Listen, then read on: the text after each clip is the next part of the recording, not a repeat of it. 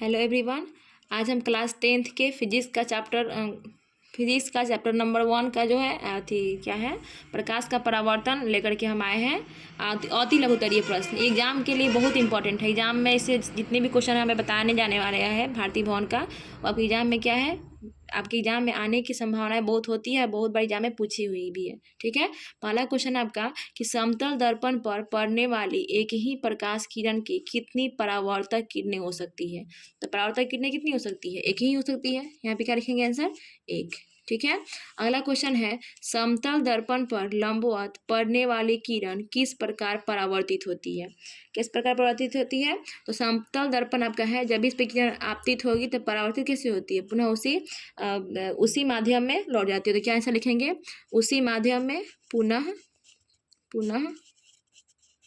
उसी माध्यम में लौट जाती है। अगला क्वेश्चन कह रहा है समतल दर्पण पर अभिलंब आपतन के लिए परावर्तन कोण का मान कितना होता है। देखिए, समतल दर्पण पे जो अभिलंब आपतन होता है, यहाँ पे बहुत तो गड़बड़ करते हैं, बोलते हैं 90 डिग्री का होता है, ऐसा नहीं होता। देखिए, ये आपका समतल दर्पण है, इस पे अभिलंब आपतन कर रहा है। आपतन यानी कि 90 डिग्री कौन होगा। अब देखिए, सॉरी, आपतन मतलब 90 डिग्री पे पड़ेगा आपका अभिलंब। अब देखिए, कह रहा है कि अभिलंब आपतन यानी कि आने वाली प्रकाश की किरण अगर कहता है तो सिर्फ अभिलंब आपतन कहते हुए कितना डिग्री कोण बनाता है, 90 डिग्री का। लेकिन कह रहा है कि नहीं, अभिलंब आपतन के लिए परावर्तन कोण का मान कितना है, यानी कि आपतित होने के बाद क्या होगा, आपका परावर्तित भी हो गया, यानी कि कितना डिग्री कोण बनाया आपका, यहाँ पर आपतित हुआ, फिर आपतित होने के बाद परावर्तित भी हो गया, यानी कि 0 डिग्री का कोण बनाया। ठीक है, अगला क्वेश्चन है आपका प्रकाश के परावर्तन के कितने नियम है। तो 2 नियम है, ये बहुत बार एग्जाम पूछता है, इसको पूछता है कि इसका नियम भी लिखे, इसका फिगर सहित इसको अच्छे से नियम को डिस्क्राइब करें। तो प्रकाश के परावर्तन के 2 नियम होते हैं। अगला क्वेश्चन है समतल दर्पण में वस्तु दूरी और प्रतिबिंब दूरी में क्या संबंध है। तो समतल दर्पण में आपको बताए थे हम उसमें कि समतल दर्पण की जो वस्तु दूरी होती है वो प्रतिबिंब दूरी क्या होती है, बराबर होती है। जितनी वस्तु दूरी होती है उतना ही उसकी प्रतिबिंब दूरी होती है। ठीक है, अगला क्वेश्चन है गोलीय दर्पण कितने प्रकार के होते हैं, उनके नाम लिखिए। तो गोलीय दर्पण 2 प्रकार के होते हैं। पहला होता है उत्तल दर्पण, दूसरा होता है अवतल दर्पण। अगला क्वेश्चन है गोलीय दर्पण का मुख्य अक्ष क्या है। गोलीय दर्पण का मुख्य अक्ष क्या है। तो हमने पढ़ाया था आपको कि ध्रुव और वक्रता केंद्र, मान चलिए कि आपका गोलीय दर्पण है, ठीक है, यानी कि उत्तल दर्पण है। उत्तल दर्पण में आपका ये आपका P है और ये आपका C है। तो ध्रुव और वक्रता केंद्र को, ये ध्रुव है और वक्रता केंद्र को मिलाने वाली जो सरल रेखा होती है उसे क्या बोलते हैं हम, मुख्य अक्ष या प्रधान अक्ष कहते हैं, प्रिंसिपल एक्सिस कहते हैं। ठीक है, अगला क्वेश्चन है अवतल दर्पण की फोकस की परिभाषा थे। तो देखिए, वैसे मतलब किसी दर्पण में, किसी गोलीय दर्पण में प्रधान अक्ष के समानांतर, देखिए किसी गोलीय दर्पण में प्रधान अक्ष के समानांतर आने वाली प्रकाश किरण दर्पण से टकराने के बाद जिस बिंदु से होकर गुजरती है, दर्पण से टकराएगी, प्रधान अक्ष के समानांतर आने वाली प्रकाश की किरण दर्पण से टकराएगी, टकराने के बाद कहाँ से होकर जाती है, फोकस से होकर जाती है, उसे हम क्या बोलते हैं, फोकस। अवतल दर्पण की फोकस कहते हैं। कमेंट करके बताइएगा बाबू कि अवतल दर्पण की फोकस दूरी धनात्मक होती है कि ऋणात्मक होती है।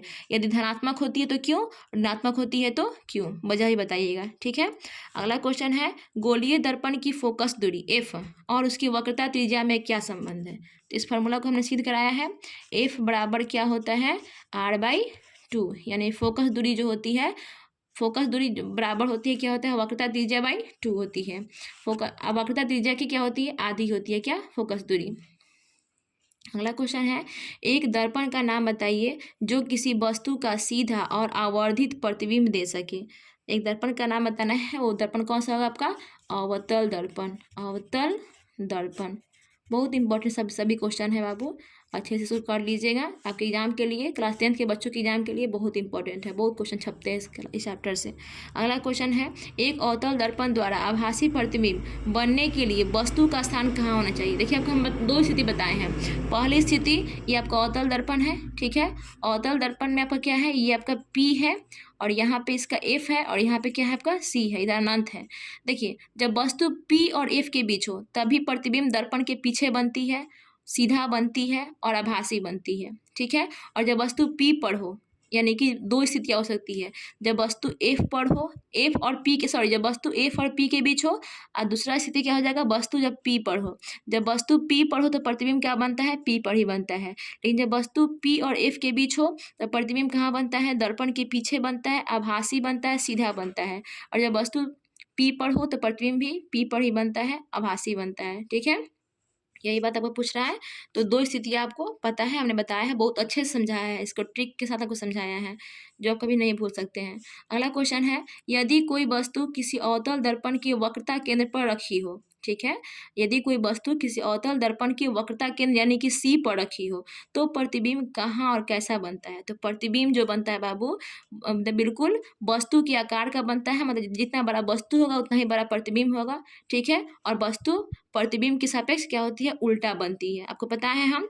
चलिए अगला क्वेश्चन है, वस्तु दूरी यू का चिन्ह क्या होगा। वस्तु दूरी यू का चिन्ह क्या होगा जब एक अवतल दर्पण के सामने किसी वस्तु को रखा जाता है। देखिए चाहे वस्तु को आप अवतल दर्पण सामने रखें, चाहे उत्तल दर्पण सामने रखें, चाहे समतल दर्पण सामने रखें, वस्तु को हमेशा दर्पण के हम बाईं तरफ ही रखते हैं, यानी कि वस्तु का जो चिन्ह होगा उससे क्या होगा आपके लिए, निगेटिव होगा। क्या होगा आपका, निगेटिव होगा। अगला क्वेश्चन है आपका, 10 सेंटीमीटर फोकस दूरी वाले अवतल दर्पण से 15 सेंटीमीटर की दूरी पर रखी वस्तु के प्रतिबिंब की प्रकृति क्या होगा। देखिए इस क्वेश्चन को हमने सॉल्व किया है, देखिए बताते हैं आपको, समझा देते हैं।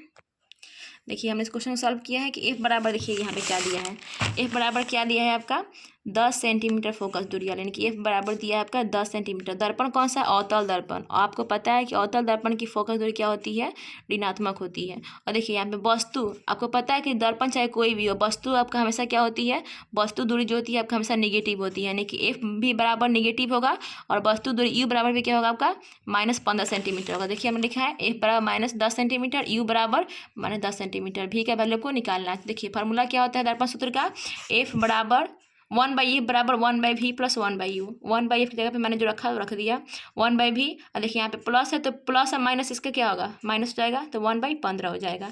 और देखिए 1/मतलब 1/10 निगेटिव में है, और देखिए ये पहले से निगेटिव में है, पूरा टर्म पहले से क्या था आपका निगेटिव में था, इधर आया तो क्या हो गया बराबर की, इधर आया तो क्या हो गया आपका पॉजिटिव में हो गया।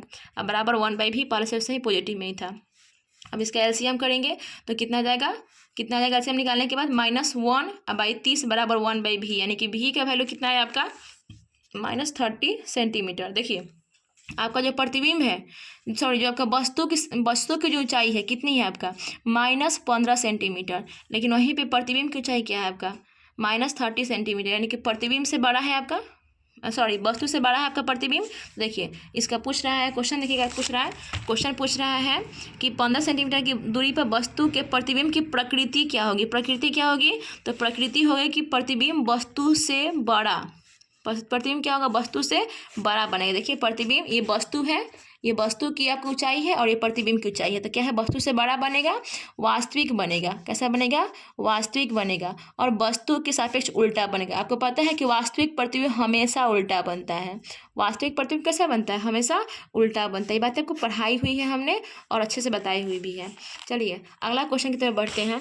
अगला क्वेश्चन क्या है, अवतल दर्पण से किस दूरी पर एक वस्तु को रखा जाए जिससे कि प्रतिबिंब का आकार वस्तु के आकार के बराबर। वही यहाँ पे देख ही दिया आंसर भी कि दर्पण की वक्रता केंद्र पर, यानी कि सी पर। ठीक है, अगला क्वेश्चन क्या है, किस गोलीय दर्पण में केवल काल्पनिक प्रतिबिंब बनता है। किस गोलीय दर्पण में, तो उत्तल दर्पण में।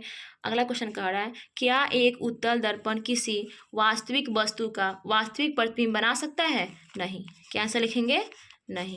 अगला क्वेश्चन है, एक दर्पण की फोकस दूरी -15 सेंटीमीटर है, यह अवतल दर्पण है या उत्तल। तो आपको पता है कि अवतल दर्पण की जो फोकस दूरी क्या होती है, निगेटिव होती है, तो यह अवतल दर्पण होगा। अगला क्वेश्चन है, गोलीय दर्पण के आवर्धन की परिभाषा दे। गोलीय दर्पण की जो आवर्धन होता है एम, इसे सूचित किसे करते हैं, स्मॉल एम से। एम बराबर -v/u होता है, यानी कि प्रतिबिंब की ऊंचाई। देखिए आवर्धन किसे कहते हैं, प्रतिबिंब की ऊंचाई बटा वस्तु की ऊंचाई के अनुपात को क्या कहते हैं, हम क्या बोलते हैं, आवर्धन कहते हैं। अगला क्वेश्चन है, आवर्धन एम का ऋणात्मक मान क्या बतलाता है। आवर्धन एम का, देखिए इसका भी आंसर हमने लिखा है, एम का जो ऋणात्मक मान बतलाता है, तो क्या होता बताता है, आवर्धन m का जो ऋणात्मक मान बतलाता है आपका प्रतिबिंब वास्तविक होगा और उल्टा होगा। ठीक है, इसको भी मैंने बहुत ज़्यादा समझाया है। चलिए अगला क्वेश्चन की तरफ बढ़ते हैं हम। अगला क्वेश्चन आपका क्या है, एक गोलीय दर्पण की वक्रता त्रिज्या 20 सेंटीमीटर है, तो इसकी फोकस दूरी क्या होगी, बना ही दिया क्वेश्चन, कितना होगा 10 सेंटीमीटर। अगला क्वेश्चन है उत्तल दर्पण के एक उपयोग को लिखें। तो उत्तल दर्पण का एक उपयोग क्या हो सकता है, गाड़ियों के साइड मिरर के रूप में हम करते हैं। क्यों करते हैं, क्या ताकि बहुत दूर की एरिया को हम क्या कर सकता है, वो उत्तल दर्पण कैप्चर कर लेता है, और जिससे आपको ड्राइवर जो वाहन जो चलाते हैं जो ड्राइवर, उसको गाड़ी चलाने में काफ़ी आसान होती है और दुर्घटना की संभावनाएं बहुत कम होती है। ठीक है, और काफ़ी दूर के एरिया को क्या करता है, उसके जो दर्पण होता है उसके काफ़ी दूर के एरिया को कैप्चर कर पाता है। इसलिए हम किसका दर्पण का उपयोग करते हैं, हम उत्तल दर्पण का उपयोग करते हैं गाड़ियों के साइड मिरर के रूप में। ठीक है, उस उत्तल दर्पण की फोकस दूरी ज्ञात कीजिए जिसकी वक्रता त्रिज्या कितनी होगी, 32 सेंटीमीटर। देखिए उत्तल दर्पण की ध्यान रखिएगा इस बात को, उत्तल दर्पण की फोकस दूरी आपको पता है ना कि धनात्मक होती है। कैसी होती है, धनात्मक होती है। ज्ञात करें, फोकस दूरी ज्ञात करने के लिए कह रहा है कब, जब उसकी वक्रता त्रिज्या 32 सेंटीमीटर, तो फोकस दूरी कितना हो जाएगी, यानी कि f बराबर कितना होता है r/2, यानी कि r का वैल्यू कितना दिया है आपका 32/2, यानी कि 16 सेंटीमीटर। कोई डाउट इसमें नहीं हुआ होगा आपको। काल्पनिक प्रतिबिंब से आप क्या समझते हैं, इसको मैंने बहुत ज़्यादा समझाया है। ठीक है, आई होप आपको इसका आंसर पता होगा। अगला क्वेश्चन है समतल दर्पण में आवर्धन m बराबर, समतल दर्पण की बात कर रहे हैं यहाँ पे, समतल दर्पण में आवर्धन m बराबर +1 का अर्थ क्या है। तो देखिए इसका भी आंसर दिया है आपका कि समतल दर्पण में आवर्धन m प्लस अर्थ का अर्थ है कि प्रतिबिंब का आकार वस्तु के आकार का बराबर। आपको पता ही बात है कि समतल दर्पण में जो प्रतिबिंब का आकार होता है वस्तु के आकार क्या होते हैं, बराबर होते हैं। अब देखिए आवर्धन m का धनात्मक चिन्ह यह बतलाता है कि प्रतिबिंब वस्तु के सापेक्ष क्या है, सीधा है। जो प्रतिबिंब बनेगा वो वस्तु के अपेक्षा क्या होगा, आपका सीधा बनेगा। क्या बनेगा, सीधा। अगला क्वेश्चन कह रहा है एक गोलीय दर्पण जिसका वक्रता केंद्र C है पर एक किरण ABC आपतित होती है, तो यह किरण किस दिशा में परावर्तित होगी, तो C की दिशा में ही। ऐसा बात कर रहा है कि आपका क्या है, एक अवतल दर्पण है। यहाँ पे आपका P है, यहाँ पे F है, और यहाँ पे क्या है आपका C है। ठीक है, अब कह रहा है इसका वक्रता केंद्र C है पर एक किरण ABC, कोई किरण है आपका क्या होती है, आपतित होती है। अब आपतित होने के बाद किस दिशा में परावर्तित होगी, तो पुनः उसके विपरीत दिशा में ही सीधे से आप जाएगी और फिर इसके विपरीत दिशा में क्या हो जाएगी, वो परावर्तित हो जाएगी। मतलब इधर से आएगी और जाएगी इधर से जाएगी, यानी कि विपरीत दिशा में परावर्तित हो जाएगी। अगला क्वेश्चन कह रहा है कि अवतल दर्पण में कोई दो उपयोग लिखिए। देखिए अवतल दर्पण के हमने बहुत सारे उपयोग लिखवाए हैं, उसमें दो इंपॉर्टेंट उपयोग क्या हो सकता है आपका। पहला हजामती दर्पण के रूप में आप कर सकते हैं, सोलर कुकर में कर सकते हैं, आप सर्च लाइट में कर सकते हैं। इसके अलावा देखिए आँख नाक मुँह के डॉक्टर जो होते हैं वो कौन सा दर्पण को यूज करते हैं, आपका अवतल दर्पण का ही यूज करते हैं। तो आई होप आपको ये वीडियो बहुत अच्छी लगी होगी। अगर आपको वीडियो आपके लिए इफेक्टिव होगा, आपको अच्छा लगा होगा, तो आप इस वीडियो को लाइक सब्सक्राइब और शेयर जरूर करें और इसे आगे तक बढ़ाएं ताकि और भी बच्चे इस वीडियो का लाभ उठा सके। चलिए, थैंक यू।